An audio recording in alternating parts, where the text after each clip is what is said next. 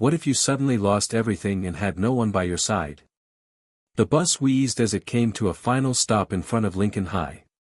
Rain dotted the windows, the kind of fine mist that made the whole world look a little grayer, a little quieter.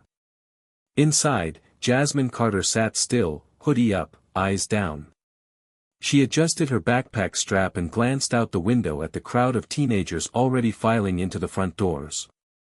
Her name wasn't on any lips here. No one knew her story. Not yet. But they would. "You sure you got it from here?" the driver asked, watching her in the mirror. She gave a silent nod, stood, and stepped off the bus. Her sneakers hit the wet pavement, and the smell of morning dew mixed with engine oil filled the air. The school loomed in front of her, brick, tall, and cold. Kids glanced at her. She was easy to spot. Black girl, new, no smile. Her hoodie didn't hide that.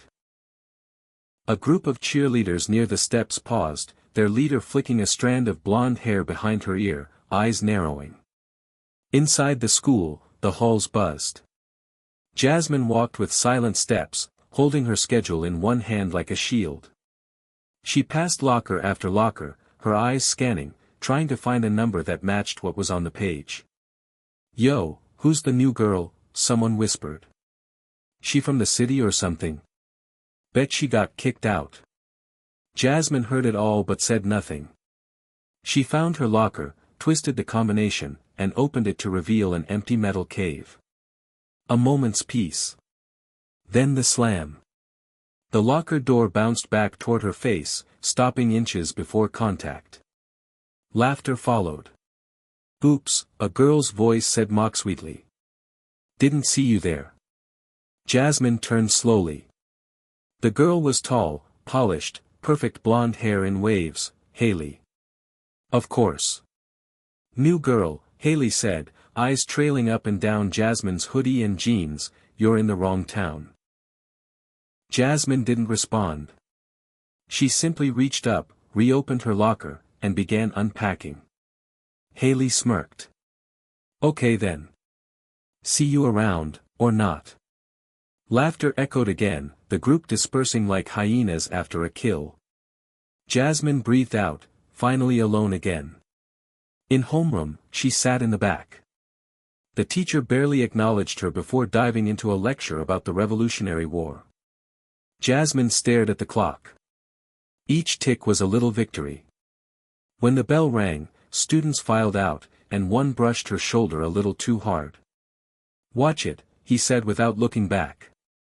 She said nothing. Lunchtime was worse.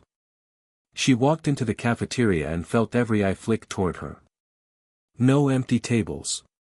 Not one. She stood frozen. A tray nearly slipped from her hand. Then she found a spot in the corner, near the trash cans. Better to be invisible than targeted. Or so she thought. "Hey," a girl with red hair said, sliding into the seat across from her uninvited. "You're new, huh?" Jasmine nodded once. "Name's Emily. I sit here sometimes. It's trashy, but safe." "You from Atlanta?" Jasmine blinked. "Yeah. How'd your accent. And your shoes. City girls wear those." Emily smiled, trying to be warm, but Jasmine's wall stayed up. She didn't reply. "Cool," Emily said, awkward now. "Well, welcome to Lincoln, I guess." Emily left soon after.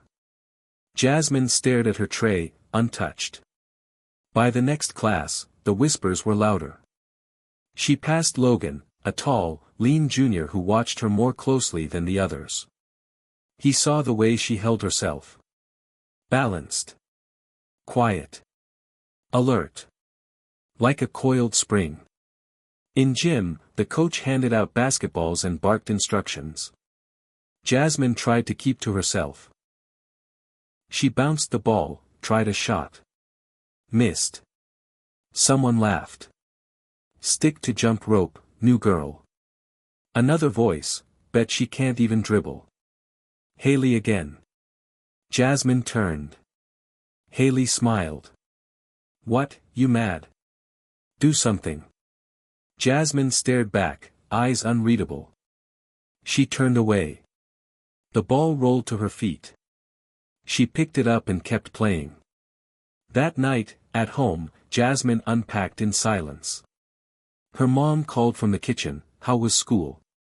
Jasmine shrugged. "Fine." Her younger brother Malik peeked in, smiling. "Did you punch anyone yet?" She smirked. "Not yet." "Good," her mom said sharply from the next room. "We're not here to start trouble." Jasmine looked over at the closet. Inside, beneath folded clothes, rested her black belt. She hadn't touched it since the move. Her father had tied it around her waist the last time she saw him, the day before his final shift. Remember, he'd said, a real warrior never picks a fight. But she ends it. She shut the closet. The next morning, rain again. The same glares. The same murmurs. But something in Jasmine was settling. She wasn't scared. She was watching. Calculating. In history class, she sat near Logan. He looked over once. "You okay?" he asked. She didn't answer. "Cool," he said softly. "You don't talk much. I like that." She gave him the smallest nod. That afternoon, as she walked past the gym, she heard it. Laughter. Her name. Her journal. Haley was reading it aloud. Her private thoughts, stolen. "Dear Diary," Haley mocked, "I wish people would see me." "I wish, what, you lonely, new girl? Thought you could hide behind that hoodie?" Laughter again. Jasmine stood frozen. Then turned. Eyes locked on Haley. For 1 second, just one, she stepped forward. The room went quiet. Haley's smirk flickered. Jasmine opened her mouth, then closed it. She turned and walked away. Behind her, Logan stared. That night, Jasmine didn't eat. She trained. Barefoot in the basement. Punch. Kick. Spin. Sweat dripping. The heavy bag swayed. Her mother came down quietly. "He wouldn't want you to fight," she said. Jasmine didn't stop. "I'm not fighting," she whispered. "I'm remembering." Her mother left without another word. Later, in bed, Malik knocked on her door. "You okay?" he asked. "Just tired. They're stupid, you know. People. They don't know who you are." She looked at him. "And who's that?" Malik grinned. "A ninja." She smiled faintly. "Go to bed, dork." He left. Outside, thunder rolled. Inside her chest, it echoed. Hit subscribe and leave a comment with where you're watching from. This story might just spark a new beginning. What's one thing that always pushes you forward, even when things get tough? The sound of her father's voice was the first thing she heard every morning for years. "Up, soldier," he used to say, tapping her bedroom door with a rhythmic knock. She'd groan, stretch, and pull herself out of bed while the rest of the world still slept. Then came the routine: brush teeth, ponytail, water bottle, and out the back door to the dojo he'd built in their backyard. The air was always cool before sunrise, and the concrete under her bare feet was rough, grounding. Her father would already be there, barefoot too, wearing an old karate gi faded at the shoulders, hands folded behind his back, eyes focused. "Ready?" he'd ask, and she'd nod. That was how she grew up. Not just in a house, but in discipline. In order. In movement. In silence and stillness and strikes time to the breath. Her earliest memory was standing in a defensive stance while her father circled her, calling out combinations. She was 5. By the time she was 7, she had a yellow belt. By 10, she could break a board. By 13, she had bruises she wore like medals and a focus sharper than any blade. He called her Jazz. She called him Sensei when they trained, Dad when they rested. Her mom never fully understood their bond, but she supported it. Jasmine had no brothers back then, just herself, her parents, and the dojo. Her mother, Olivia, was a nurse, constantly tired, always pushing, always warning Jasmine to be careful not to hurt anyone at school. But Jasmine never needed to. She didn't speak much, didn't raise her hand in class, didn't start fights. Her quiet was a choice. A weapon in itself. And yet, there were cracks. When Jasmine turned 15, her father was killed during a routine traffic stop turned ambush. He never came home that night. The dojo went silent for weeks. Jasmine stayed in her room, fists clenched under the covers, her black belt folded beside her like a ghost. Her mother broke the silence one morning, saying, "He wouldn't want you to stop." But Jasmine did. 4 months. Until one day she pulled the GI over her frame, tied the belt with trembling fingers, and stood barefoot on the concrete floor alone. That was the start of her second life. A year later, they moved. Her mom said they needed change. A reset. Jasmine didn't argue. Malik had been born by then, 7 years old and full of noise and light. He didn't remember their father well, but he knew the stories. He knew his sister could fight. He watched her with wide eyes whenever she moved through the house, quiet as wind. Jasmine didn't tell anyone about her past when they arrived in Lincoln. Didn't mention the medals or the dojo.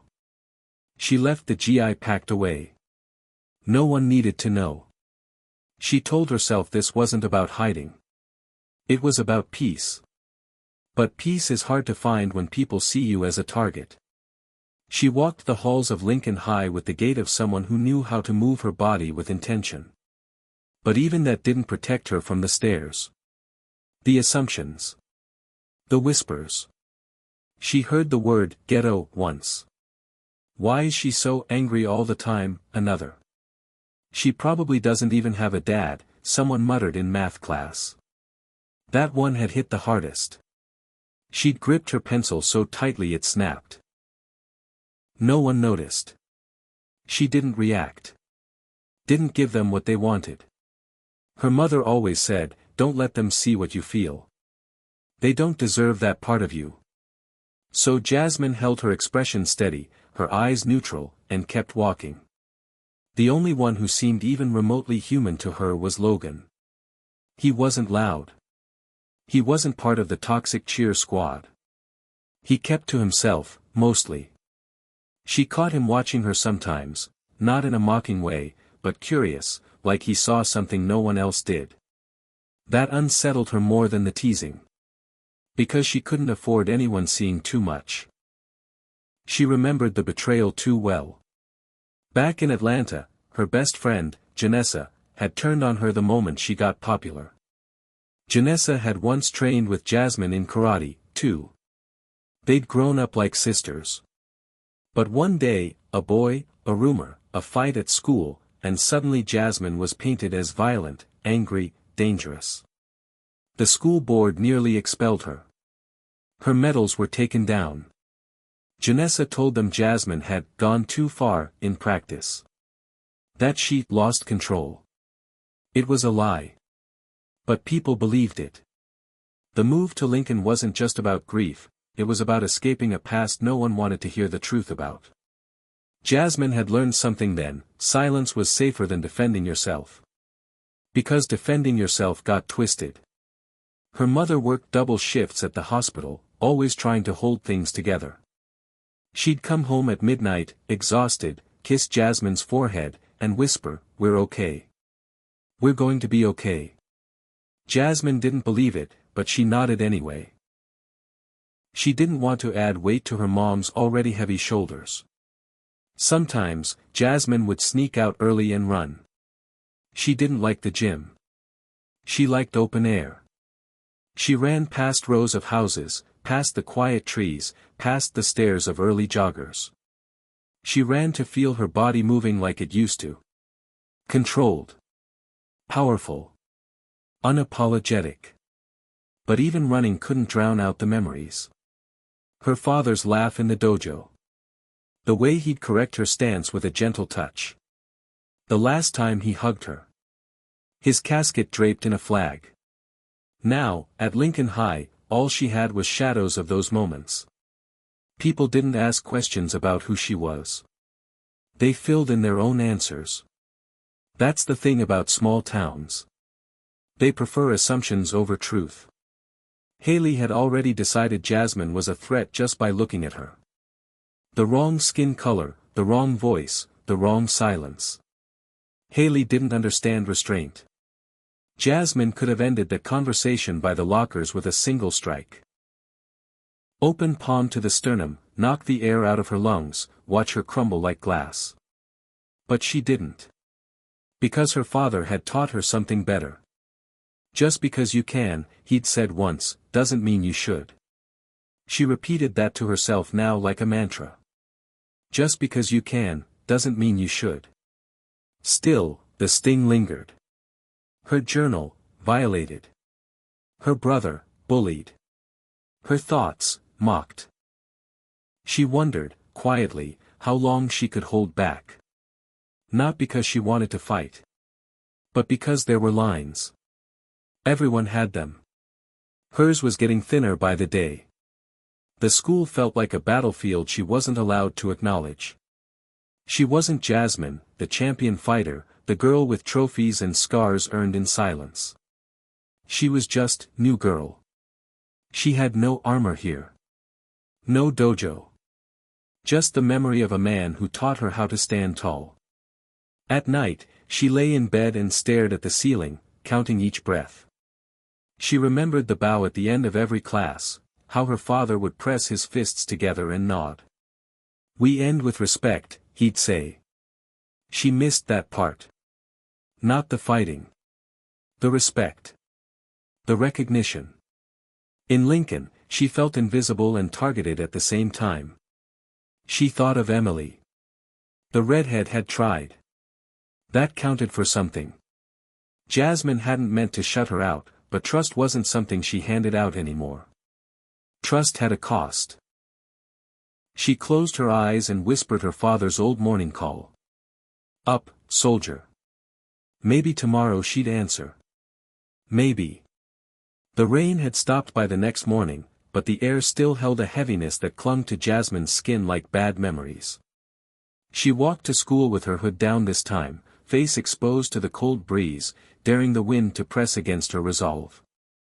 Every step was measured, each one echoing louder in her chest than it did on the sidewalk. The building came into view like a gray fortress.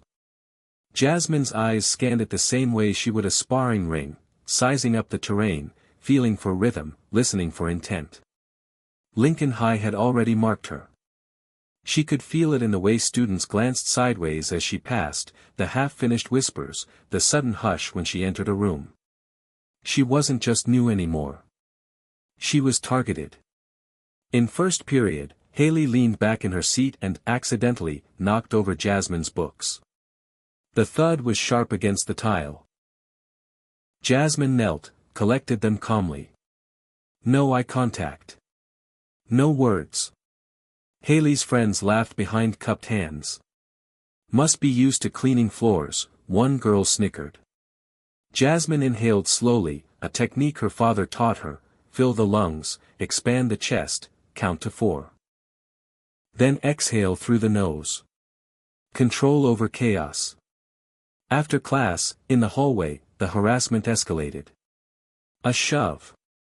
A sarcastic, "Oops, didn't see you there." Jasmine didn't react. Logan saw it all from down the corridor. He leaned against a locker, arms crossed, lips pressed in a straight line. He didn't step in. Not yet. He was watching, trying to understand why she didn't fight back.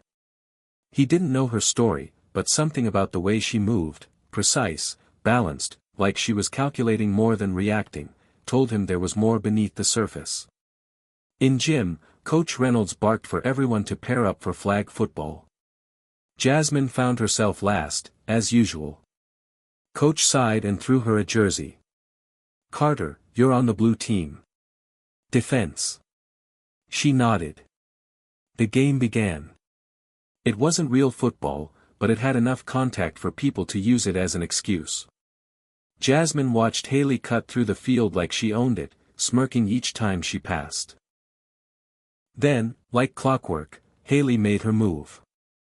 Jasmine had barely turned when Haley crashed into her shoulder with more force than necessary. Jasmine stumbled back but kept her footing. "You should watch where you're going," Haley sneered. "Wouldn't want to break something. Like your face." Jasmine's face didn't flinch, but her knuckles tightened. Her father's voice echoed in her mind. "Your power doesn't come from your fists. It comes from your decisions." She turned away. Haley's smirk twitched. She didn't like not being feared. Later, in the locker room, Jasmine kept her eyes down as conversations floated around her: weekend plans, parties, new outfits, who was hooking up with who. She didn't belong in their world. She moved like a shadow through the noise. When she opened her locker, a crumpled note fell out. Jasmine picked it up, unfolded it. One sentence in all caps: "Go back where you came from." No name. Just venom. She stared at the paper for a long time, then tore it in half and let it fall to the ground. No emotion. No sound. She would not give them the satisfaction. That afternoon, walking home, Malik ran up beside her, backpack bouncing. "Can we get burgers tonight?" he asked. "I got a gold star in reading." Jasmine gave a half smile. "Burgers it is." "Did you punch anyone yet?" he grinned. She shook her head. Still holding back. "You're like a superhero," he said. "But with homework." "That's the worst kind of superhero," she muttered, but the corners of her mouth twitched. That night, she trained. Not in the basement. In her room. She closed the door, laid out a towel, and moved slowly through her katas. Each motion was deliberate. Her breath matched the rhythm. Blocks, strikes, pivots, stances. Her muscles remembered even if her mind tried to forget. Her father had made her repeat this one form 100 times before letting her test for black belt. "It's not about being flashy," he'd said. "It's about being flawless. If you can do it slow, you can do it strong." She closed her eyes and heard his voice like he was in the room. "You don't have to prove anything. Just be ready when the time comes." The next day brought new trouble. As Jasmine approached her locker, she noticed it had been slightly pried open. Her lock was hanging by a single notch. Inside, her books were shredded. Pages torn, spine bent. A bottle of chocolate milk had been poured across her science notebook, soaking through the paper, leaving a sour smell. Jasmine stared at it, not moving. Students passed, pretending not to see. One boy snorted. "Guess city girls don't get welcome parties." Jasmine's hands shook. Her vision narrowed. The hall felt like it was closing in. Then a voice: "That's enough. Logan." He stepped up beside her, looked around at the crowd. Real brave. Real tough. Bunch of cowards. Someone muttered something, but no one stepped forward. Logan glanced at Jasmine. "You okay?" She said nothing. Just picked up the ruined books, piece by piece, and stacked them calmly. "Need help?" he asked. "No," she said quietly. "But thanks." "This isn't going to stop," he warned. She looked up, her eyes unreadable. "I know." At lunch, Emily waved her over, but Jasmine sat alone. She wasn't ready to be part of anything. Not yet. Haley strutted past her table, brushing her hair dramatically. "You know," she said, loud enough for the room to hear, "you're really not good at making friends. Maybe you should stop trying." Jasmine said nothing. Haley laughed. Or maybe she's mute. Is that it, new girl? You don't talk. Jasmine looked up then, really looked. Her eyes locked onto Haley's with a steadiness that made the laughter fade. For the first time, Haley blinked first. Jasmine turned away, slowly, and returned to her tray. The tension sat heavy in the air for the rest of lunch. That night, Malik came home quiet. Jasmine noticed immediately. What happened? She asked. He hesitated. Just some kids at recess. Nothing big. She knelt. Who? Doesn't matter, he said, but his lip was slightly swollen. Jasmine's hands clenched. Come on, she said, standing. Where? Now. Now. They went outside behind the apartment complex where no one would see. Jasmine set down her bag, stood in front of her brother. Show me your stance. Mom says not to fight. I'm not going to teach you to fight. I'm going to teach you not to lose. He hesitated, then copied her pose. She corrected his feet, lifted his arms, adjusted his shoulders. You have to be strong in your body first. Your mind will follow. For the next hour, she guided him through the basics. Block. Shift. Step. He stumbled. She corrected. By the end, he was standing straighter. You think I'll ever be as strong as you? He asked. She placed a hand on his shoulder. You already are. Later that night, Jasmine sat on her bed, staring at her hands. They didn't feel like weapons. They felt like tools. Like reminders. She thought about the torn books, the note, the milk-soaked pages. She thought about Haley's smirk. About Logan's voice. About Malik's bruised lip. She wasn't afraid. But she was done staying silent. Something was shifting inside her. Not anger. Not rage. Something deeper. Resolve. A slow, burning clarity. The storm wasn't coming. It was already here. And Jasmine Carter was done holding back. The morning began like most others, quiet and cold, the sun fighting to burn through a sheet of gray clouds as Jasmine walked the familiar path to school. She moved with purpose, not fast but steady, like someone walking into a situation they'd already prepared for. Her backpack felt heavier than usual, not from books, but from the weight of decisions she'd already made in her mind the night before. Today was going to be different. She wasn't going to wait for something to happen. She wasn't going to play the silent target. She wasn't going to shrink. She reached the front steps of Lincoln High just as the first bell rang.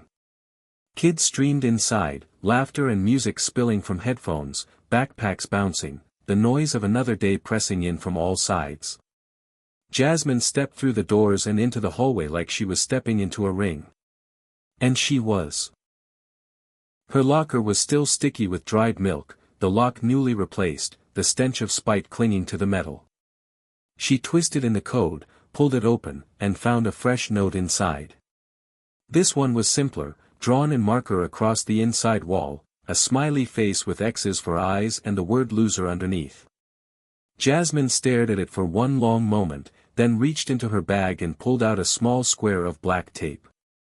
She tore off a strip and pressed it firmly over the word, covering it completely. Then she shut the locker and walked away. That single act felt louder than anything she could have said. First period passed without incident. So did second. But Jasmine could feel it building. The tension wasn't in what people were saying, it was in what they weren't. Eyes lingered longer. Whispers quieted faster. Even the teachers seemed to sense something was off. In third period, while the teacher droned on about algebraic equations, Haley passed a note across the aisle. Jasmine saw it travel through 3 hands before it landed in hers. She didn't touch it. Just stared at it. Haley smirked. Jasmine slowly opened it. Inside, it read, "We're just getting started." Go home before it gets worse. Jasmine looked up, eyes locking with Haley's, and for the first time, she let a smile creep into her expression. Not a big one. Just enough to show that the message didn't land. Haley blinked, unsettled. After class, Jasmine took the note, folded it once, and tossed it into the trash without breaking stride. In the hallway, Logan caught up to her. You okay? He asked. Jasmine nodded. I think so. You don't look like someone who's okay, he said. You look like someone getting ready to blow. She glanced at him. I'm not going to blow. I'm going to speak. He looked puzzled. With fists or words? Jasmine didn't answer. At lunch, Jasmine chose not to sit alone. Instead, she walked straight toward Emily's table, the redhead lighting up the moment she saw her. Hey! Emily said, genuinely surprised. You okay? Can I sit here? Jasmine asked. Of course. Emily slid her tray aside. Welcome to the outcast table. Population, 2. Jasmine sat down. For a few minutes, they talked, about classes, the terrible cafeteria food, Emily's obsession with mystery novels. Jasmine didn't open up much, but she smiled more than usual. It felt strange and good at the same time. But the moment wasn't allowed to last. Haley strutted by their table, her eyes sweeping across Jasmine like she was dirt on a window. She paused, leaned slightly, and said, Look at this, table of leftovers. Cute. Maybe you two can swap sob stories about how no one likes you. Emily tensed. Jasmine didn't flinch. She turned toward Haley slowly and said, in a calm, clear voice, You really have nothing better to do. Haley's smile froze. What did you just say? I asked if you have anything better to do. Because following me around and trying to scare me is getting kind of pathetic. A few heads turned. A beat of silence hung in the air. Then Haley leaned in closer. You don't want to do this. Jasmine stood up. Quietly. No threats. No yelling. She looked Haley straight in the eyes and said, Neither do you. Something in her tone, controlled, steady, not angry but certain, hit different. Haley didn't speak again. She turned and walked away, but not with her usual strut. This time, there was stiffness in her spine. Emily let out a breath. Wow. That was amazing. Jasmine sat back down. It's not over. I know, Emily said. But still. That was a moment. In gym, Coach Reynolds had something special planned, self-defense day. We're doing basic techniques today. Just drills, nothing fancy. Pair up, he called. Jasmine's heart skipped. Of course. She knew this day would come eventually. The universe had a dark sense of humor. The class shifted. Logan ended up with one of the football guys. Haley, somehow, ended up with Jasmine. Looks like we're partners, Haley said sweetly. Jasmine didn't respond. Coach said basic stuff. I wouldn't want you to get hurt. You won't hurt me, Jasmine said calmly. We'll see. The drill started. Basic grab and break holds. Haley was too aggressive, gripping Jasmine's wrist tighter than necessary, adding little digs with her nails. Jasmine followed the technique exactly, clean movements, no retaliation. Then came the over-the-shoulder defense. Careful, Coach warned. Controlled throws only. We're not in a wrestling match. Haley grinned. He said, throw. Hope you're ready. She lunged, trying to spin Jasmine down hard. Jasmine didn't resist. She flowed with the movement, shifted her weight, and at the last second pivoted. Haley lost balance and went down with a surprised yelp, not hurt, just humiliated. A few students gasped. Coach looked up. Everything all right over there? Jasmine stepped back. She slipped, she said. Haley scrambled to her feet, face flushed. You did that on purpose. Jasmine shrugged. I just moved. Coach didn't comment. Logan, watching from across the gym, had a look on his face like he'd just figured out a piece of a puzzle. After class, Haley caught up with Jasmine by the lockers. You think you're clever? You think you can show me up in front of everyone and walk away? Jasmine didn't even look at her. I didn't do anything to you. You're a freak, Haley hissed. No one likes you. You don't belong here. Jasmine turned, her voice low. You're right. I don't belong here. She stepped in just enough to make the space shrink. But I'm not going anywhere. Haley stepped back without meaning to. That night, Jasmine trained harder than usual.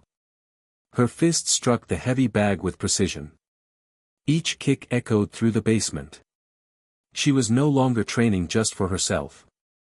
She was preparing. Her body moved like memory and instinct combined. She wasn't angry. She was ready. Later, while stretching, Malik peeked down the stairs. Did you fight today? He asked. Almost, Jasmine said. But not with my fists. Did you win? She thought about it. Yeah. A little. He nodded like that made sense. Mom's still at work. Want me to make us ramen? Sure, she said, smiling. As he went upstairs, Jasmine leaned back and closed her eyes. She felt the shift, like the first ripple of something much larger. The storm had started. And she wasn't afraid anymore. By the end of the week, Jasmine could feel something tightening around her. Like a noose. Not fear, no, she had already burned through fear. What she felt now was something else, a combination of anticipation and pressure, like being the last one left in a chess game where the board had been tilted just enough to send all the pieces sliding toward her square. She wasn't sure when the next move would come, but she knew it was close. Everyone at school had felt the shift too. She saw it in the way students looked at her now, less like a punchline and more like a question mark. Some of them were starting to wonder if Haley had finally pushed the wrong one. Still, nothing had happened yet, and Haley seemed determined to fix that. The whispers followed Jasmine from class to class like mosquitoes, buzzing in her ears but never clear enough to swat away. Someone had made a fake Instagram account with Jasmine's photo and a caption that read, "Straight out of detention." Another student had posted a blurry shot of Jasmine walking down the hallway with the caption, "Who brought the bodyguard?" None of it fazed her on the surface, but inside, her mind was spinning like a wheel. She kept seeing her father's face, calm, focused, nodding at her from across the mat, mouthing the words, "You already know what to do." By lunchtime, Jasmine wasn't even hungry. She sat beside Emily again, both of them picking at their food trays as if the cafeteria had suddenly turned into a landmine field. Logan sat a few tables over, stealing glances her way. Jasmine noticed but didn't react. She'd learned long ago not to give away what she was thinking. "There's a party tonight," Emily said. Jasmine raised an eyebrow. "A party?" "Yeah. Out by the lake. Everyone's going." Jasmine looked skeptical. "Why would I go to a party full of people who hate me?" "Not everyone hates you," Emily said. "Besides, maybe showing up throws them off. You don't have to dance or anything. Just, be there." "And why would I want to do that?" "Because Haley will be there. Because they're not expecting you to show your face. And because sometimes the best way to shake people is to be visible when they think you're supposed to disappear." Jasmine looked at her, surprised by the sharpness of the insight. Emily shrugged. "I read a lot of thrillers. I know how the underdog wins." After school, Jasmine walked Malik home and made sure he had snacks and his homework in front of him before texting their mom to let her know he was settled. Then she went to her room, stared at herself in the mirror for a long time, and finally reached under her bed where the black duffel bag sat, untouched for almost a year. She unzipped it slowly. Inside was her GI, folded with care, the black belt laid across the top like a final word. She didn't take it out. Not yet. Instead, she closed the bag, stood up, and pulled on jeans, boots, and a dark hoodie. Her version of armor. The party was already loud by the time she reached the lake. Music thumped through cheap speakers, and headlights from parked cars lit up the clearing in harsh angles. Teenagers clustered in groups, laughing too loudly, pretending they weren't all just trying to impress one another. Jasmine stayed at the edge for a moment, scanning the scene. Haley was near the fire pit, wearing a tight denim jacket and sipping from a red plastic cup, surrounded by her usual orbit. Logan was there too, not really part of the group, but close enough to be tolerated. Jasmine stepped forward. Conversations dipped. Heads turned. Someone muttered, "Is that her?" Haley looked up and froze for just a second. Then she smiled that venomous smile. Well, she said, walking toward Jasmine with the slow, confident steps of someone who thought they were in control of the room. "Didn't think you had it in you to show up." Jasmine met her eyes. "Thought I'd see what all the noise was about." Haley laughed. "Noise is all you're good at ignoring, right?" "No," Jasmine said. "I'm also pretty good at patience." Haley took another step forward. "You're not wanted here. Why don't you just leave before things get messy?" Jasmine didn't move. Messy for who? The crowd shifted. People were watching now, really watching, waiting for the drama they came to see. Haley glanced around, calculating. She needed to reclaim the moment. "Look, I get it," she said louder. "You're tough. City girl. Rough past. Probably think you're better than us." Jasmine tilted her head slightly. "You don't know anything about me." "I know you think you scare people," Haley sneered. "But you don't scare me." Jasmine stepped forward, just enough to make Haley flinch internally. Her voice stayed calm. "I'm not trying to scare you. That would take effort." A low "ooh" rippled through the crowd. Haley's smile cracked. She reached out suddenly and slapped the cup into Jasmine's chest, spilling the contents down her hoodie. Oops. That was it. The air changed. Jasmine slowly looked down, her expression still controlled. She peeled off the wet hoodie, revealing a black tank top underneath. Her posture didn't change. Her voice didn't rise. "You really want this?" Haley scoffed, stepping back. "I'm not scared of you." "You should be," Jasmine said, just loud enough for the fire to catch in every ear. Haley swung, quick and sloppy, all show and no technique. Jasmine sidestepped easily. She didn't hit back. She didn't need to. She moved with the precision of someone who trained for years not to lose control. The second swing came faster, but Jasmine caught Haley's wrist midair and twisted, not enough to injure, just enough to freeze her in place. Haley gasped. Jasmine held her eyes. "I don't fight to prove something," she said softly, "I fight when I have no other choice." Then she let go. Haley stumbled back, humiliated, arms flailing. Logan stepped forward, finally, voice firm. "That's enough, Haley." She turned on him. "You're taking her side." "No," he said, "I'm taking the side that's not stupid." The crowd was still. Someone pulled out a phone. Jasmine looked around once, then turned and walked away without another word. The silence behind her was deafening. Back at home, she slipped into her room, pulled the GI from the bag, and laid it on the bed. She touched the black belt with the tips of her fingers. Not to wear it. Just to remember what it meant. Strength, yes. But also choice. She had faced every provocation and walked away without breaking. But that didn't mean she was weak. It meant she was ready. Because the real fight wasn't the one at the party. The real fight was what came after. And Jasmine Carter had just declared herself unafraid. By Monday morning, the story of the lake party had traveled through every hallway, locker, text thread, and group chat at Lincoln High. Everyone had a version, and every version painted Jasmine in a different light. Some called her a psycho, others said she was a ninja, some claimed she knew MMA, and others said she was on probation. The truth was quieter than the rumors, as it always was, but that didn't matter to the school's social bloodstream. Jasmine walked through the chaos like a ghost wearing steel. Her head was up, steps even, eyes forward.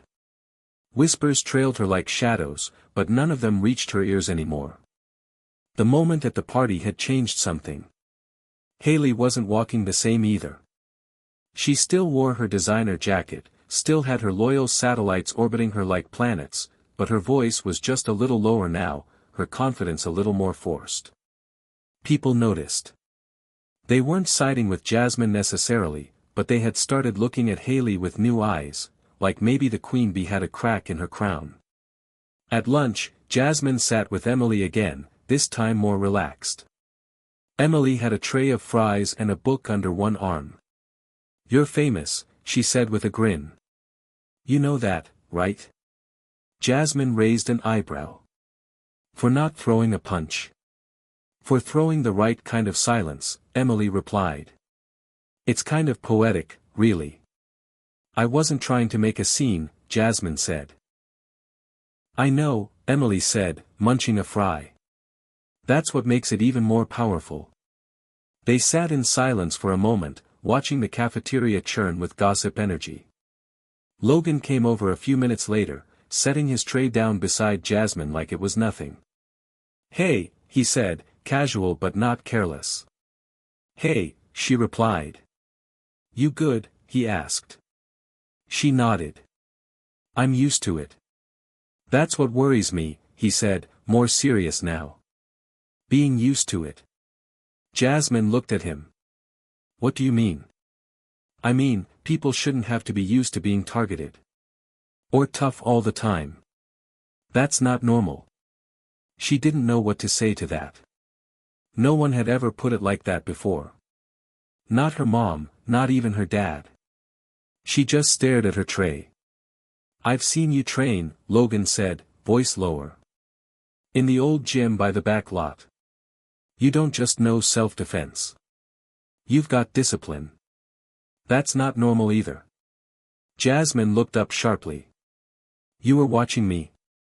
"Not like that," he said quickly. "I just saw you a few times. You move like someone who's trained forever." She was quiet.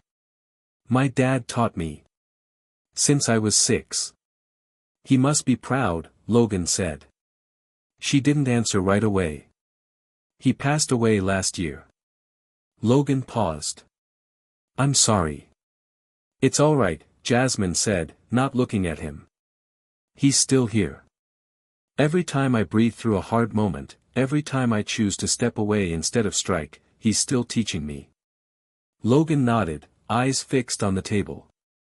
"That makes sense. You carry yourself like someone who hears more than they say." Jasmine cracked a small smile. "Most people don't notice that." "Most people aren't listening," Logan replied. The bell rang before they could say anything else. Jasmine stood and nodded. "See you around." "Definitely," Logan said, watching her go. That afternoon, Jasmine headed to the back gym, the one students rarely used. It was empty, quiet, filled with dust motes and echoes. She liked it that way. She rolled out the mat she'd found weeks ago, closed the doors, and stood in the center, arms at her sides. The stillness wrapped around her like a blanket. She bowed, slowly, a gesture of respect, not just for the space, but for the moment. Then she moved. Her body flowed through the kata with precision. Strike. Block. Pivot. Breathe. Everything was measured, everything deliberate. She wasn't performing, she was remembering. Every stance her father drilled into her, every correction he made. Root your feet, she whispered aloud, mimicking his tone. Power rises from stillness. The door creaked. She turned quickly, breath steady but alert. Logan stood in the doorway. Sorry, he said. Didn't mean to interrupt. She relaxed. You found me. I wasn't looking, he said. Not exactly. He stepped inside slowly. Can I watch? She nodded once. He leaned against the wall while she resumed, her body slicing through the air like poetry written in bone and breath. When she finished, she stood still in the center, chest rising and falling slowly. Logan clapped once, not mockingly. That was intense. It's just a form, she said. It's more than that. You were somewhere else. Like another version of you took over. It's the version that doesn't second-guess everything, Jasmine said. That girl only shows up when I'm on the mat. Logan studied her. You think maybe it's time to let her show up the rest of the time? She looked at him, unsure how to answer. She doesn't know how to be normal. Maybe normal's overrated, he said with a shrug. She chuckled. Tell that to everyone who thinks I'm a freak. I don't think you're a freak, Logan said. I think you've survived more than most of us have even imagined. Jasmine looked down, then up. Thanks. Any time. He walked over and picked up a foam pad. You teach? Sometimes, she said. My brother. Think you could show me a few things? She raised an eyebrow. You're serious? Why not? He grinned. Better to learn from someone who actually knows what they're doing. She thought about it, then nodded. Okay. But I'm not going easy on you. Didn't ask you to. She tossed him a pad. All right then.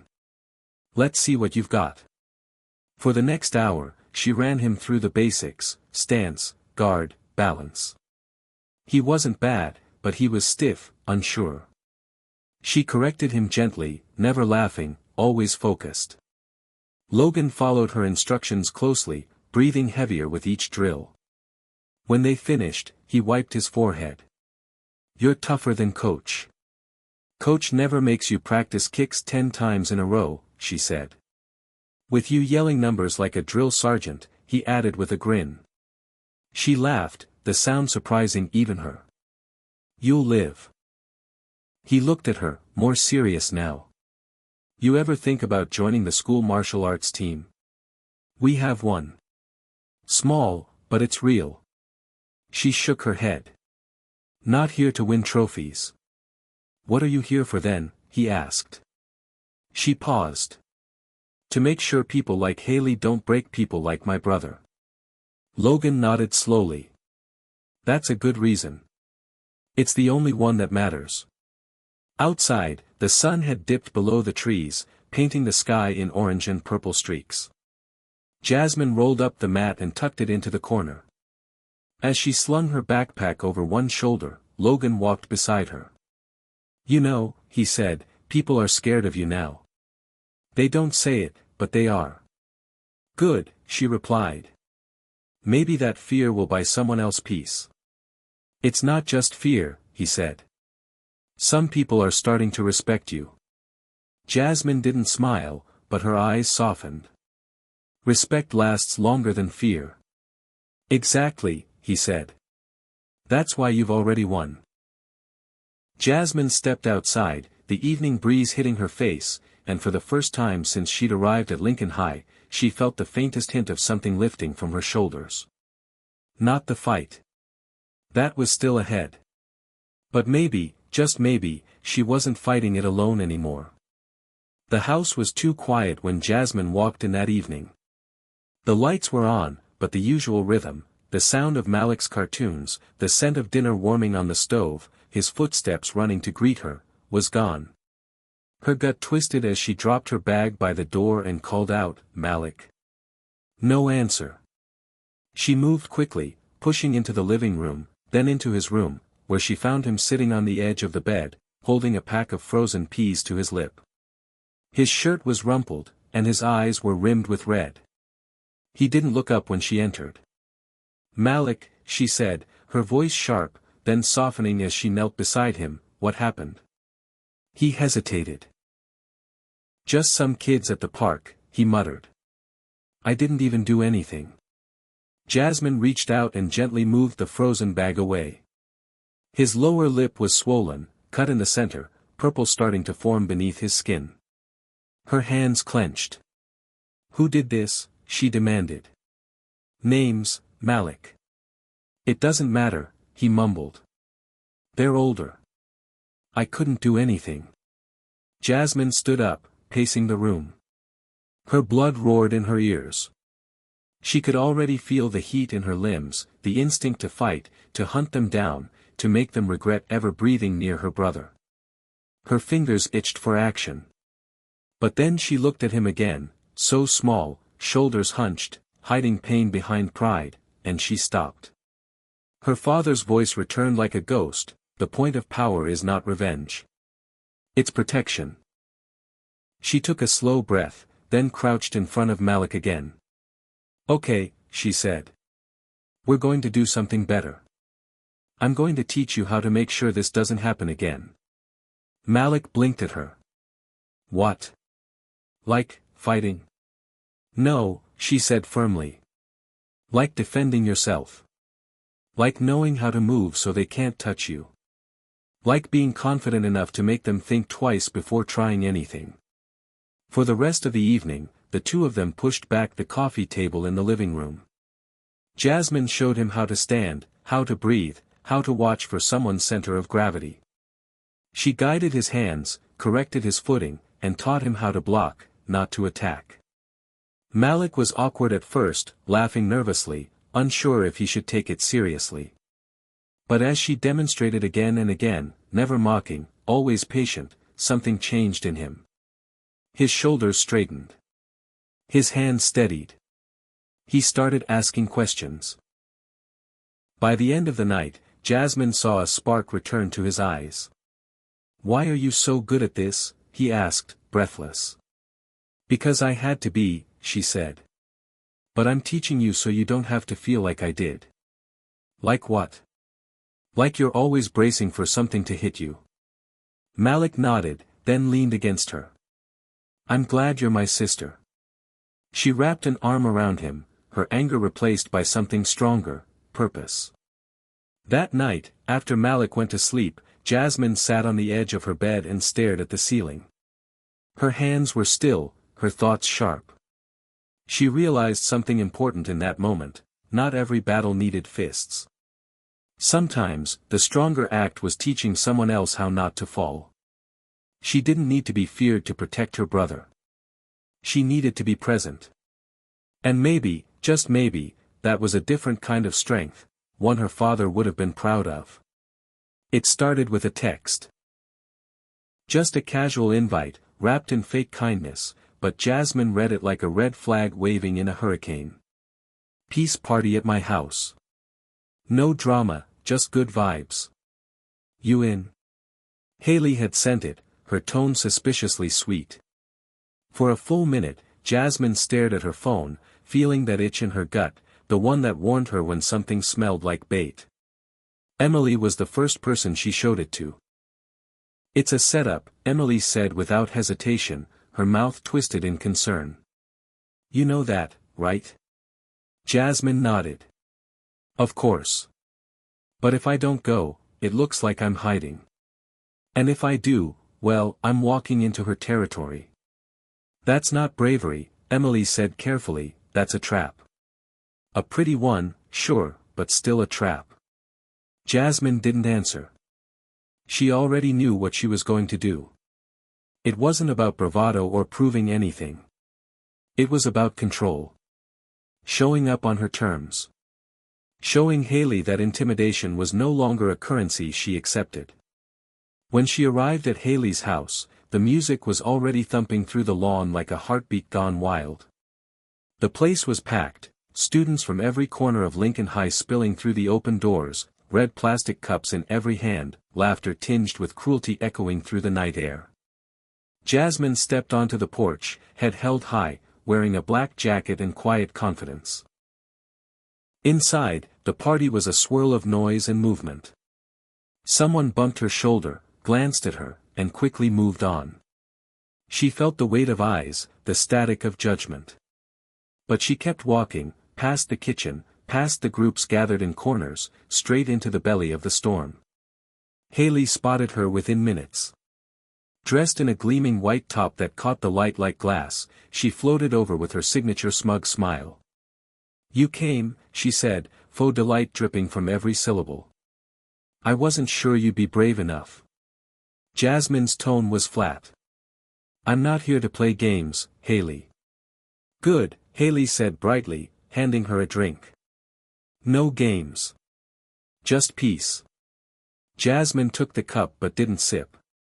She scanned the room, too many faces, too much energy aimed like daggers behind fake smiles. She knew this wasn't a party. This was a performance, and she was the main act. Haley turned away quickly, disappearing into the crowd, and Jasmine stood still for a moment, letting the noise settle around her. Something felt wrong. The tension in her spine didn't ease. She smelled the danger in the air before she could name it. Moments later, Logan appeared at her side like a shadow. "You shouldn't be here," he said under his breath. "Then why are you?" she asked. "To watch your back," he replied, not even pretending. "They've been planning something." "I know," Jasmine said. "They want a reaction. They want me to explode. They want to ruin you," Logan said. "What's in the cup?" "I didn't drink it," she said, holding it up, inspecting it now more closely. Something cloudy swirled at the bottom. Her stomach dropped. "It's drugged." Logan's jaw tightened. "I'll take care of it. Just stay with me, all right?" But before they could move, someone called her name. Loudly. Then came the flash of a phone. A camera. Then another. Haley was across the room, smirking like a serpent. "Smile, Jasmine," she yelled. "This is your peace party, remember?" Jasmine's hands tightened around the cup, then slowly released it. She placed it on the nearest table and stepped forward, out of the shadows, into the blinding phone lights. "Is this what peace looks like to you?" she said, her voice carrying just enough to be heard over the music. "A setup?" The laughter faltered. A few students looked uncertain. Haley took a step forward, pretending to be surprised. "What are you talking about? We're just having fun." "No," Jasmine said quietly. "You're trying to make me look like the angry one. Like the threat." She looked around.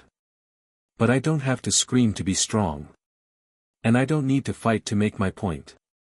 Then, without another word, she turned toward the door. That was when someone grabbed her arm.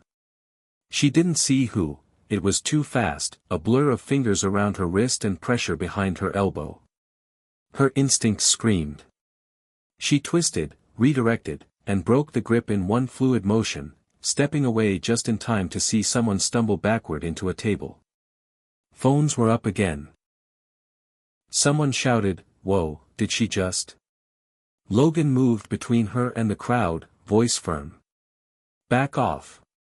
She's leaving." Jasmine's heart pounded, her mind flashing in and out of memory, her dad's voice, the crack of knuckles on a training mat, the rules of restraint. She pushed through the crowd with Logan, refusing to run but moving fast. Once outside, the night air hit her like a wave. She leaned against a tree in the yard, breathing hard, hands shaking now. The adrenaline had passed. The crash came next. Logan stood beside her, his presence calm and anchoring. "They were going to post that," she whispered. "Make it look like I attacked someone. Make me out to be violent." "You didn't fall for it," he said. "That's what matters." She closed her eyes. "I almost did. But you didn't. It's never going to stop, is it? She said, her voice cracking. No matter what I do, she'll keep pushing, and everyone just watches. Then we make them see something different, Logan said. You don't have to carry this alone, Jasmine. Something in her broke, then, quietly, but completely. The weight of months, of years, of loss and silence and pressure all caved in. She slid down against the tree trunk, knees pulled to her chest, and for the first time since her father's death, she let herself cry. Logan sat beside her and didn't say a word. He didn't try to fix it. He just stayed there, steady and real, and for the first time, Jasmine realized maybe she didn't have to carry everything on her own. The next morning, Jasmine woke with the ache of last night still heavy in her chest, but beneath it simmered something new, quiet determination. She sat on the edge of her bed and stared at the cracked picture frame of her dad, fingers tracing the worn edges of his photo. It was time. Time to stop hiding behind silence, time to let the truth breathe. Logan had asked her the night before if she would ever tell someone about her father, about the past that shadowed every step she took, and for the first time, Jasmine felt the walls she built crumble just enough to let someone in. When she saw Logan at school, she pulled him aside near the lockers, away from the prying eyes and whispers. I want to tell you something, she began, voice low but steady. She told him about her dad's death, about the fight that wasn't just physical but emotional, about the pressure of being the girl who should be quiet, tough, invisible. Logan listened without interrupting, his gaze steady, supportive. When she finished, he nodded. That explains a lot, he said quietly. You don't have to carry it all alone. For the first time, Jasmine believed it.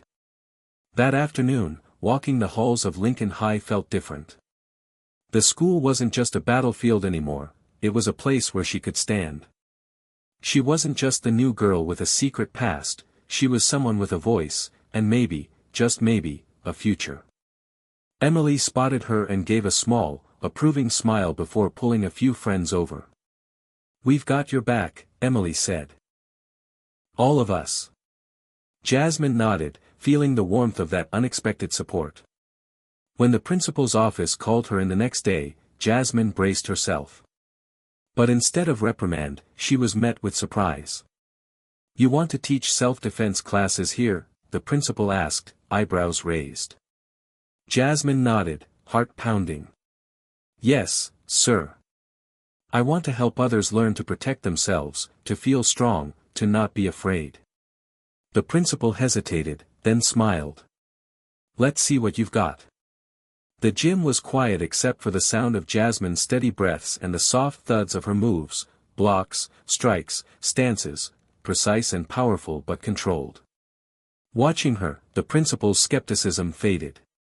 He saw more than skill, he saw confidence, leadership. I think we can make this happen, he said after class. Word spread fast, and soon students started trickling into Jasmine's self-defense sessions.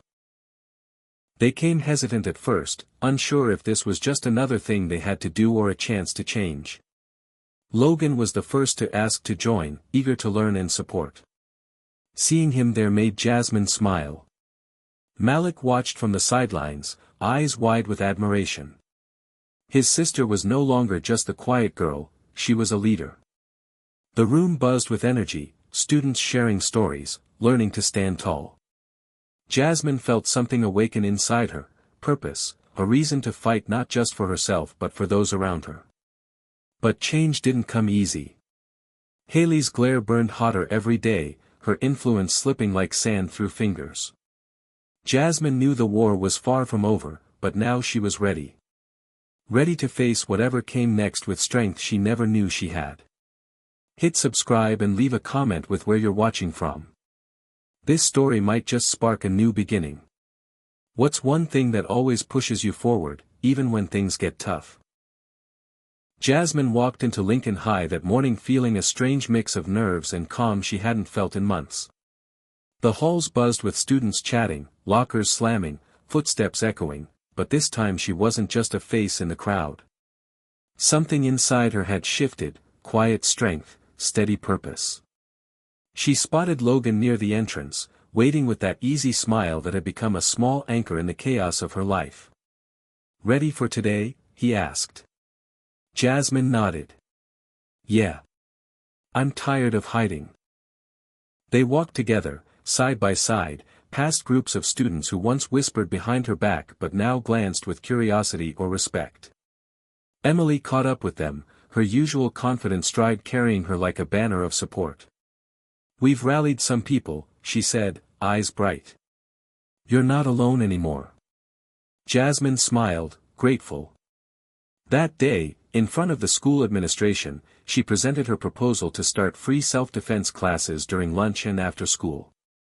Her voice was steady as she laid out her plan, not just about kicks and punches but about confidence, control, and respect.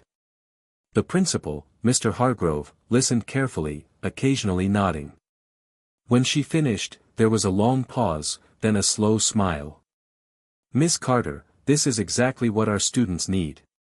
Let's make it happen." The first class was small but packed with energy, about a dozen students, some nervous, some skeptical. Jasmine led them through warm-ups, stretching, then moved into basic stances and blocks. She watched faces light up as they learned to shift weight, to breathe through tension, to hold space. Logan was there too, fumbling but eager, asking questions, trying hard. Malik peeked in from the door, eyes shining with pride. Each session after that grew, more students showed up, drawn by word of mouth and the promise of something different. The gym, once just a place of drills and recess, became a sanctuary of strength. Jasmine felt the weight of responsibility settle on her shoulders but in a good way. She was not just defending herself now, she was defending others, creating a shield for those who needed it. Still, the dark clouds of Haley's wrath loomed. The whispers grew louder, the resistance more brazen. But Jasmine refused to falter. Her mind replayed her father's words, the lessons etched into muscle memory: control isn't weakness. It's power tempered with wisdom. With every class, she felt her confidence deepen, her voice grow stronger. She began to see her role not just as a fighter but as a teacher, a leader. Malik watched from the sidelines with wide eyes, dreaming of the day he'd stand where she did. And Logan, he wasn't just a friend anymore, he was a partner in this journey, someone who believed in her when she doubted herself. The transformation was subtle but undeniable. Where once there was fear, now there was purpose. Where once there was silence, now there was a rising chorus of support. Jasmine's awakening was not just about martial arts, it was about finding her place, her power, and the courage to embrace both fully. Change rarely comes without resistance. For Jasmine, the growing support and success of her self-defense classes stirred up more than just admiration, it ignited the fury of those who thrived on control through fear. Haley, once the undisputed queen of Lincoln High, was losing her grip. The sly smirks and whispered threats became sharper, more frequent. It wasn't just about Jasmine anymore, it was about power, and Haley wasn't willing to surrender it without a fight. One Monday morning, as Jasmine prepared for her after-school class, she felt the icy stare from across the hall. Haley's eyes burned with a calculated cruelty that sent a chill through Jasmine's spine. The tension was a heavy fog that filled every corridor. That day, the whispers took a new form, an accusation. Someone had reported that Jasmine had used violence during her self-defense class. The rumor spread like wildfire, twisting the truth into something unrecognizable. Jasmine heard about it first from Malik, who was frantic. "Are they saying you hit someone?" "But that's not true," she shook her head, frustration bubbling. "I taught control, not aggression." When the principal called her into the office, her heart pounded. The possibility of suspension loomed, threatening to undo all the progress she'd made. The room felt cold, the blinds casting stripes of shadow across the desk. Mr. Hargrove sat behind it, an unreadable expression on his face. "We received complaints, Jasmine," he said carefully. "That during your class, one of the students was hurt. We need to investigate." Jasmine met his gaze calmly. "That's not what happened, sir. I teach control. Safety. No one was hurt because of me. The principal nodded slowly. We'll review the gym cameras to be sure. For Jasmine, the wait was agonizing. The whispers around school morphed into outright hostility from Haley's crew, who took this opportunity to push harder, trying to intimidate both Jasmine and her growing group of supporters. Logan stood by her side through it all, unwavering. We'll get through this, he assured her. They can't hide the truth forever. When the security footage was reviewed, the truth became undeniable. Jasmine's class was disciplined and safe. The cameras showed her calming a frustrated student, guiding his movements carefully, never once losing control or letting anger dictate her actions. The principal called Jasmine back. The footage proves your innocence. You won't be suspended. Relief flooded through her like a tidal wave. More than that, it was a vindication, a clear sign that she was on the right path. Logan didn't hesitate to stand up publicly too. At a school assembly, when rumors and gossip threatened to undermine Jasmine's efforts, Logan stepped forward. Jasmine isn't just a fighter. She's a leader. Someone who's teaching us all to be stronger, safer, and kinder. His words sparked a ripple of applause and shifted the mood. Slowly, the tide began to turn. Haley's power was waning, but Jasmine knew better than to think the battle was over. The school was changing, but the scars of the past ran deep. Still, Jasmine held on to hope, fueled by the support around her and the knowledge that strength wasn't just in her fists, it was in her resilience, her control, and her heart. The announcement came on a chilly Friday morning, just as Jasmine was finishing her last self-defense class of the week. The school was buzzing with excitement about the upcoming talent show, a chance for students to showcase everything from singing to skateboarding tricks. But when the principal called Jasmine to his office, her heart skipped a beat. Jasmine, Mr. Hargrove said, a rare smile tugging at his lips, we'd like you to perform a martial arts demonstration at the event. Your skills have impressed many, and we think it will inspire the students. The invitation was both thrilling and terrifying. Jasmine's mind raced back to the last time she'd felt truly confident, the months of training, the battles fought within herself. But alongside that confidence was a deep, gnawing fear.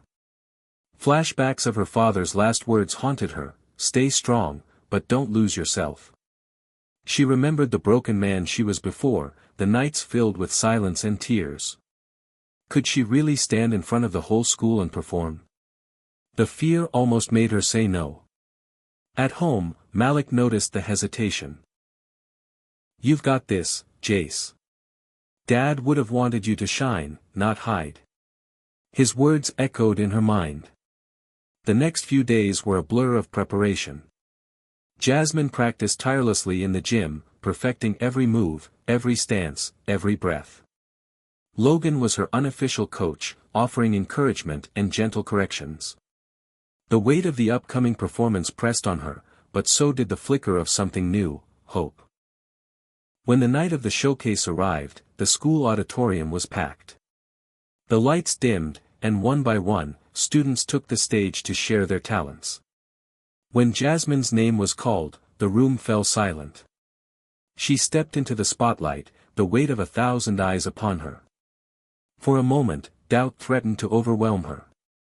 Then she remembered Malik's words, her father's lessons, and Logan's steady presence. She took a deep breath and began. Each move was a story, strength and control, pain and healing. The crowd watched as she executed precise kicks, blocks, and forms, her body flowing like water and stone. Jasmine wasn't just performing, she was opening a window into her soul. As the demonstration ended, the auditorium erupted into applause. For the first time in a long time, Jasmine felt seen, not as a victim, not as the new girl, but as a force. Then, from the back of the room, came a sharp, mocking voice. Not bad, karate girl, Haley sneered, stepping forward with her usual entourage. Think you're tough now? Without missing a beat, Jasmine met her gaze and said calmly, if you want to settle this, no cameras. Just us. Haley's sneer faltered for a moment but was quickly replaced with a challenging smirk. The tension was electric as they agreed to meet in the school gym after the event. The air was thick with anticipation as students gathered, some eager, others nervous. Jasmine felt the familiar surge of adrenaline but also a quiet control. This wasn't about proving something with violence, it was about showing strength on her own terms. The showdown began with Haley launching a fast, aggressive move, but Jasmine stayed calm, blocking and redirecting without hurting her. Each move was measured, precise, humbling Haley without a single harsh blow. The crowd watched, stunned by Jasmine's grace and power. When it was over, Jasmine turned and walked away, every step filled with control and confidence. The silence that followed was louder than any applause. Logan caught her eye, his look filled with admiration and pride. Haley's crew began to unravel, their once solid front cracked by Jasmine's quiet strength. That night, Jasmine realized something profound: victory wasn't about defeating others with fists but about mastering herself. The journey ahead was still uncertain, but she was ready to face it, stronger, wiser, and more determined than ever. The days following the karate showcase were filled with a strange mix of exhilaration and quiet reflection for Jasmine. The applause and admiration she received from classmates still echoed in her mind, but beneath it all was a lingering question that she hadn't fully faced yet: what kind of person did she want to be? The showdown with Haley had ended not with bruises or shouting, but with Jasmine walking away, control in every breath. That moment felt like a victory, but also a test. She had shown strength without violence, a lesson she had only recently begun to understand. Still, inside her, there was a storm of conflicting emotions. Memories of her father's final days haunted her, the pain in his eyes, the broken confidence she thought she had to hide. At night, she found herself staring at his picture, searching for answers in the faded smile. Was she living up to what he wanted? Could she forgive herself for the times she felt weak? Malik noticed the change in her. "Jace, you okay? You've been quiet." Jasmine forced a small smile. "Just thinking." "You're amazing," he said, eyes wide with admiration. "You inspire me." His words were like a lifeline, pulling her from the shadows of doubt. Logan also sensed her inner turmoil. After school one afternoon, he found her sitting alone on the bleachers. "Hey," he said softly, sitting beside her. "You don't have to carry everything by yourself." Jasmine sighed. "It's hard. Sometimes I wonder if I'm strong enough." Logan smiled gently. "Strength isn't just about fighting. It's about knowing when to walk away. You showed that. You're more powerful than you realize." That night, Jasmine lay awake, replaying the events in her mind. The showdown, the applause, Haley's challenge, and her own choice to walk away. It wasn't weakness, it was control. And control was power. The next day, Jasmine returned to school with a new resolve. She didn't need to prove anything with fists or fury. She would lead with grace and wisdom, the way her father had taught her. In her self-defense class, she began teaching more than just moves. She spoke about respect, discipline, and inner peace. Students listened, captivated not only by her skills but by the quiet strength that radiated from her. Malik's eyes sparkled with pride every time he watched her teach, and Logan became an eager student, soaking up every lesson. Haley's crew tried to push back, but their efforts felt hollow now. The power balance was shifting, and Jasmine was at the center of it. One afternoon, as Jasmine packed up after class, Malik came running up. "Mom says dinner's ready. You should come." Jasmine smiled. Family had become her anchor, a reminder of where she came from and where she was headed. That night, sitting around the dinner table, Jasmine felt a peace she hadn't known in years. She realized that her journey wasn't just about fighting bullies or proving herself, it was about healing, forgiveness, and choosing who she wanted to be. She was no longer the scared girl hiding from her past. She was Jasmine Carter, fighter, teacher, leader, and she was ready to embrace whatever came next. The day of the showdown arrived quietly, almost like the calm before a storm. Jasmine had spent the morning in her usual rhythm, school, classes, self-defense practice, but beneath her calm exterior, her mind was racing. Haley's challenge wasn't just about proving who was tougher, it was a test of everything Jasmine had learned, everything she had become. The gymnasium, usually filled with laughter and the sound of bouncing basketballs, was now a charged arena. Students and teachers gathered in clusters along the sidelines, whispers rippling through the crowd like electricity. Jasmine stood near the center of the gym floor, her black belt tied neatly around her waist, the symbol of her years of training and perseverance. Across from her, Haley strutted with a mocking smile, flanked by her usual entourage. The air was thick with tension as Haley called out, "Ready to lose, karate girl?" Jasmine met her gaze steadily. "Only if you're ready to learn something." The ground rules were simple: no cameras, no weapons, no interference, just a clean, respectful fight. The gym fell silent as the two faced off. Jasmine's mind cleared, each breath steady and measured. She felt the power of her training, the lessons from her father and her own hard-won experience flowing through her limbs. Haley lunged first, aggressive and fast. Jasmine responded with fluid blocks and parries, redirecting the energy without unnecessary force. Each movement was precise, controlled, calculated to neutralize rather than hurt. The crowd watched in awe as Jasmine's grace and strength became a dance of balance and power. Haley's arrogance began to crack as she realized Jasmine wasn't just fighting back, she was teaching. Every time Haley rushed forward, Jasmine met her with calm deflections, calmly stepping aside, using her opponent's momentum to guide her off balance. The fight wasn't about dominance, it was about respect. Minutes passed, and the gym was thick with the sound of controlled breathing and shifting feet. Finally, Jasmine saw her moment. With a swift, elegant move, she brought Haley to the mat, not with a slam, but with gentle precision that left her opponent stunned but unharmed. Silence filled the room. Jasmine stood, offering Haley a hand to help her up. The gesture was unexpected, disarming. Haley hesitated, then accepted, her face flushed with a mixture of frustration and grudging respect. Jasmine's voice was steady as she spoke to the crowd, "Strength isn't about hurting others. It's about control, respect, and knowing when to walk away." The students erupted into applause, many standing in awe of Jasmine's poise and power.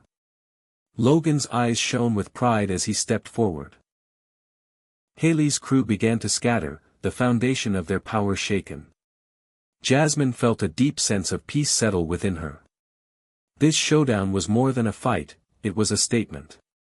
She wasn't just the new girl anymore, she was a leader, a protector, and a beacon of strength. As the crowd dispersed, Malik ran up, eyes wide with admiration. "You were amazing, Jace." Jasmine smiled, pulling him into a hug. "We're just getting started," she whispered. That night, as she lay in bed, Jasmine reflected on how far she had come. From fear and isolation to strength and leadership, her journey was still unfolding. But one thing was certain, she was ready to face whatever came next, with courage, control, and heart. The showdown in the gym was still fresh in everyone's minds the next morning. Jasmine felt the weight of the day before settle quietly over her, not like a burden but more like a calm she hadn't known she deserved. She had faced Haley, not with fury or violence, but with control and respect. That choice had sent ripples through the school, reshaping the way people saw her and, surprisingly, themselves. But what surprised Jasmine most was the silence that followed her victory. No loud cheers or boasting, just an almost sacred quiet, filled with new respect. Logan found her before class, his usual easy grin softened with something deeper. "You did more than just win yesterday. You showed everyone what strength really means." Jasmine shrugged, brushing a strand of hair behind her ear. It wasn't about winning. It was about choosing not to fight like before. For the first time, she felt the true meaning of control, not just over her body, but over her choices and reactions. Haley's crew began to unravel.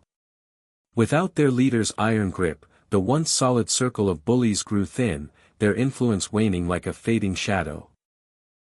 Students who had once followed Haley out of fear started stepping back, some even approaching Jasmine with tentative smiles and quiet apologies. But Jasmine wasn't interested in revenge or resentment. She wanted to build something new, something better. One afternoon, Sarah, a former friend of Haley's, approached her cautiously after class. "Hey, Jasmine," she began, fidgeting nervously. I wanted to say sorry. I didn't realize how bad things got."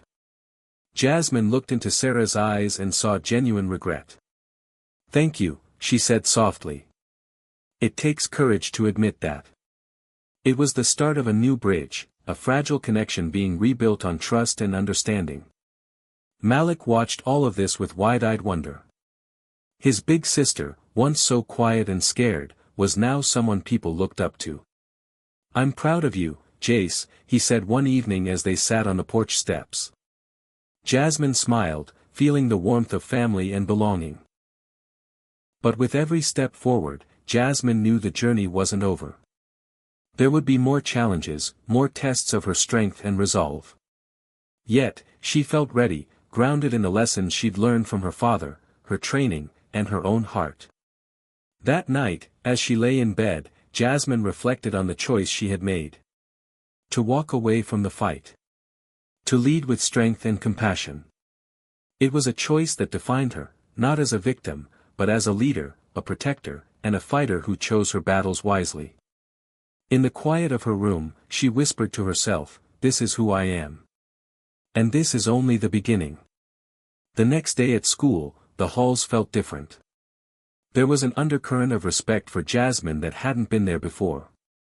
Students greeted her with nods, smiles, even requests to join her self-defense classes.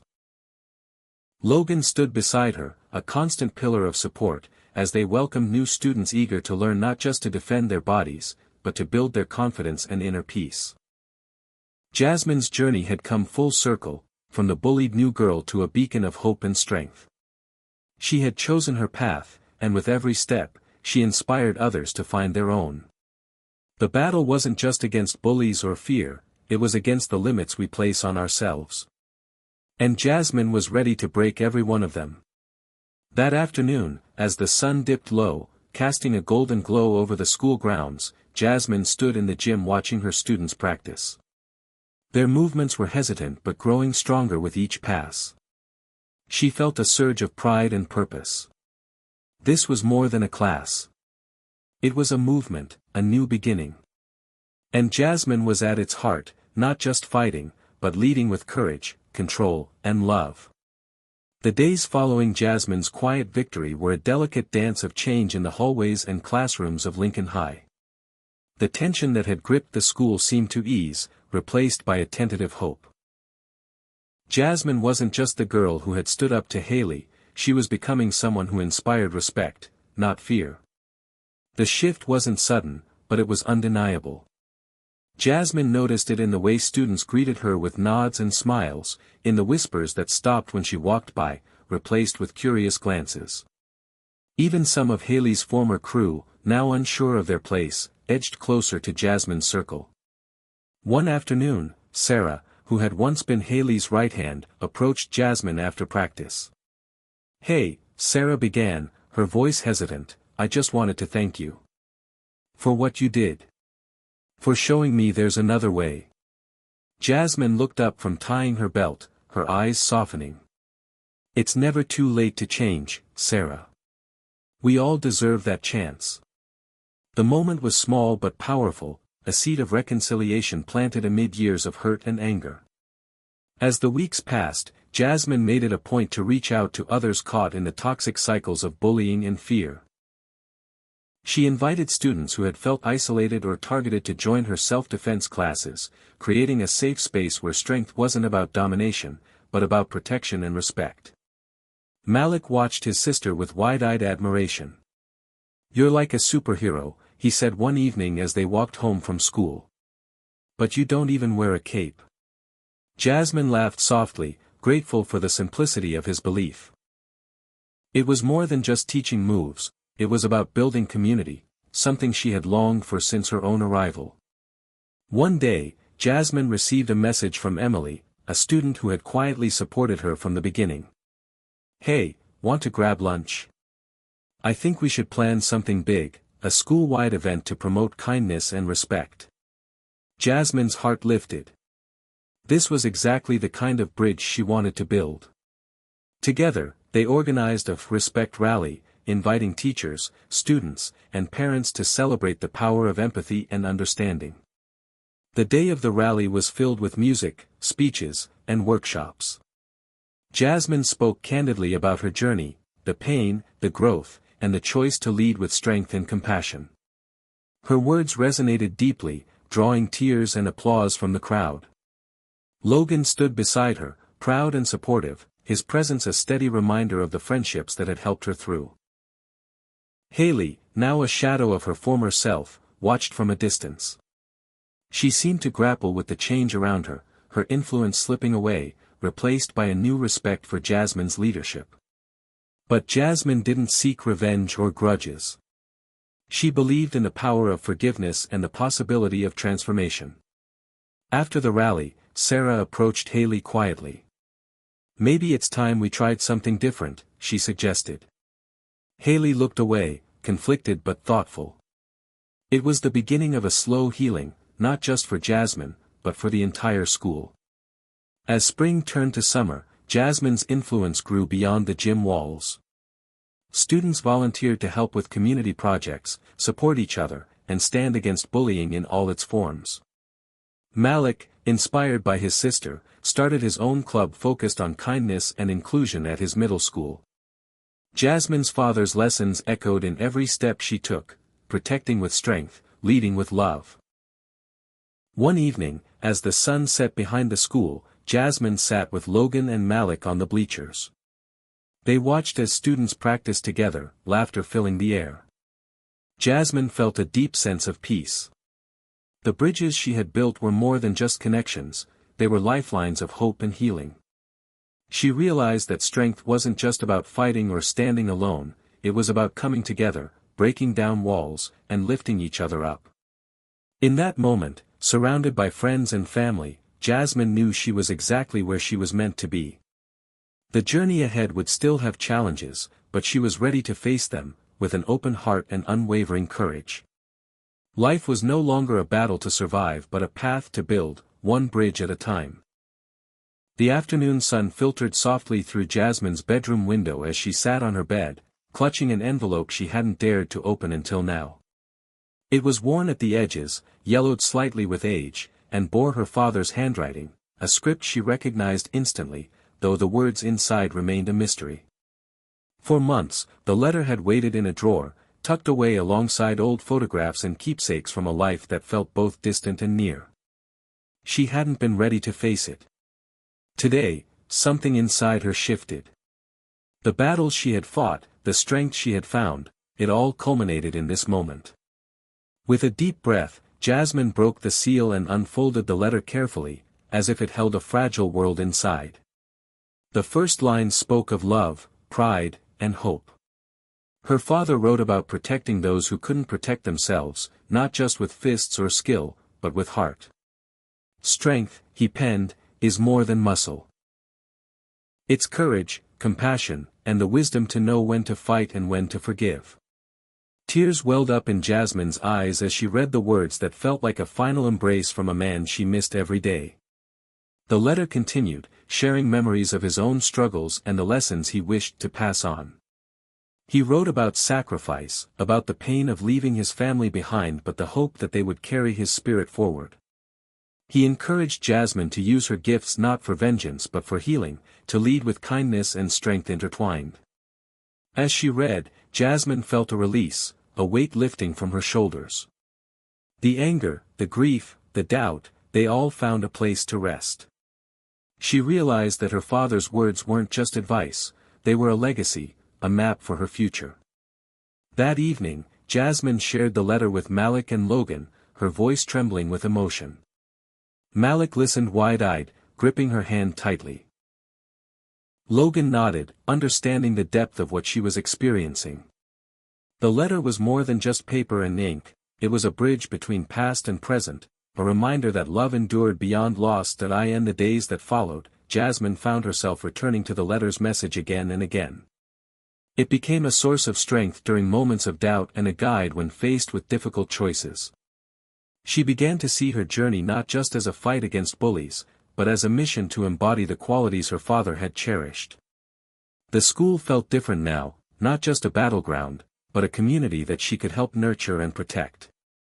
One afternoon, during a quiet moment in her self-defense class, Jasmine paused and looked around at her students. "Remember," she said softly, "what we learn here isn't just about defending ourselves.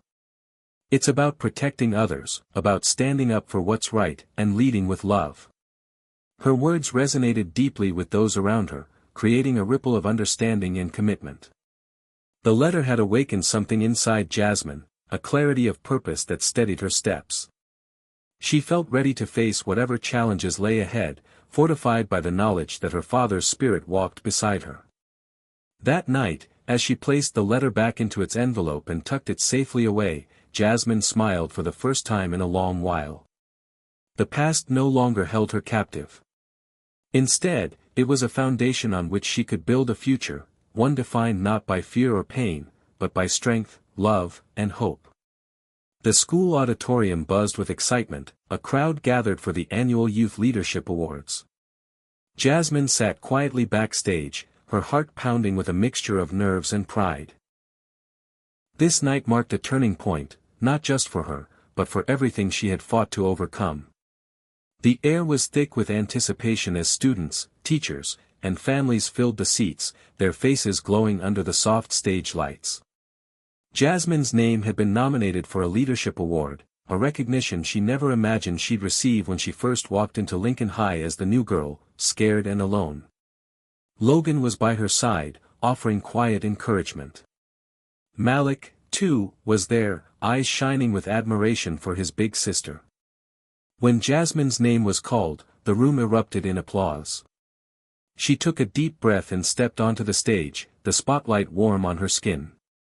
For a moment, she hesitated, the memories of past struggles flashing through her mind, Haley's bullying, the fights, the pain of losing her father. Then she looked out at the sea of faces, many of them once strangers, now friends and allies. Jasmine began to speak, her voice steady but filled with emotion. "When I first came here, I was the new girl nobody noticed, the one people thought would break under pressure. I was underestimated, overlooked, and bullied. But I learned that sometimes silence is strength. Sometimes, you have to endure the storm before you find your voice." She paused, glancing at Logan and Malik, then back to the audience. "Grief taught me to fight, not with fists, but with heart. To rise above fear and pain. To choose courage over anger. I stand here today not because I'm perfect, but because I'm determined to be better, to lead with kindness and strength." The auditorium was silent, hanging on every word. Then, as Jasmine finished, applause erupted, louder and more heartfelt than anything she had ever heard. It wasn't just about the award, it was about the journey, the growth, the hope she represented.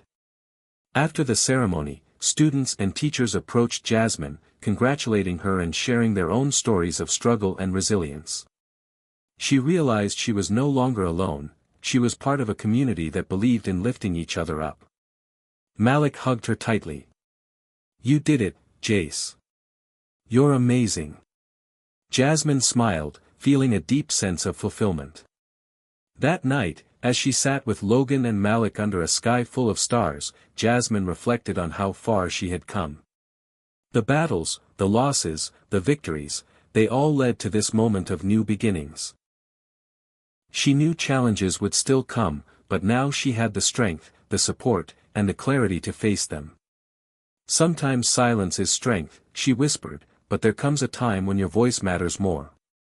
And tonight, her voice had roared loud and clear, opening the door to a future filled with promise, hope, and endless possibilities. The last weeks of the school year had a strange, electric tension hanging in the air. After all the changes Jasmine had brought, through her courage, her self-defense classes, her leadership, the school felt transformed, more united than ever. But peace, Jasmine knew, was fragile. Bullying was never truly gone, it just found new ways to surface. One afternoon, Jasmine was walking through the hallway when she noticed Emily standing near her locker, visibly upset. A group of students lingered nearby, whispering and glancing her way with cruel smirks. Something was wrong. Jasmine's heart clenched. She remembered all too well what it felt like to be the target. She stepped closer, her presence immediately commanding attention. "What's going on?" she asked calmly but firmly. Emily looked up, her eyes brimming with tears. "They're spreading rumors, lies," she said softly. Jasmine scanned the group, some faces she recognized, others new. The cruelty in their eyes reminded her of the early days, the times when she felt helpless. But this time was different. Jasmine's response was not to fight with fists, but with strength of community and voice. She pulled out her phone and quickly recorded a message, calling out the bullying behavior and encouraging students to stand up together. She then rallied teachers, including the principal, to address the issue head-on. News of Jasmine's stand spread rapidly through the school and social media.